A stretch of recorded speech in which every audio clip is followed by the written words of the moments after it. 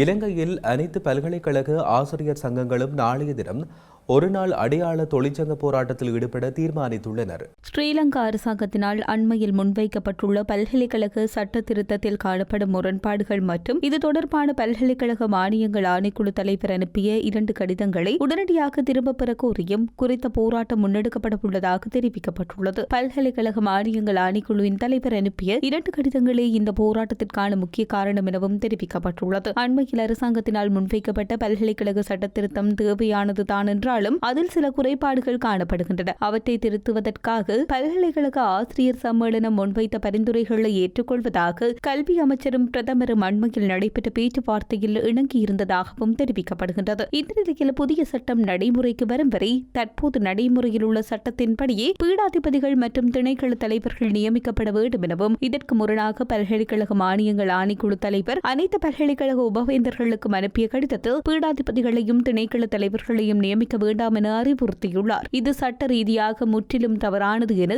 ஆசிரியர் சங்கங்கள் சுட்டிக்காட்டி குறித்த போராட்டத்தினை முன்னெடுக்க தீர்மானிக்கப்பட்டுள்ளதாக தெரிவிக்கப்பட்டுள்ளது. குறிப்பாக பீடாதிபதி மற்றும் திணைக்கள தலைவர் நியமனம் தொடர்பாக அனுப்பப்பட்ட கடிதங்களை உடனடியாக திரும்ப பெறாவிடில் தொடர்ச்சியான தொழிற்சங்க போராட்டங்களில் ஈடுபட வேண்டிய நிலை ஏற்படும் என்றும் எச்சரிக்கை விடுக்கப்பட்டுள்ளது.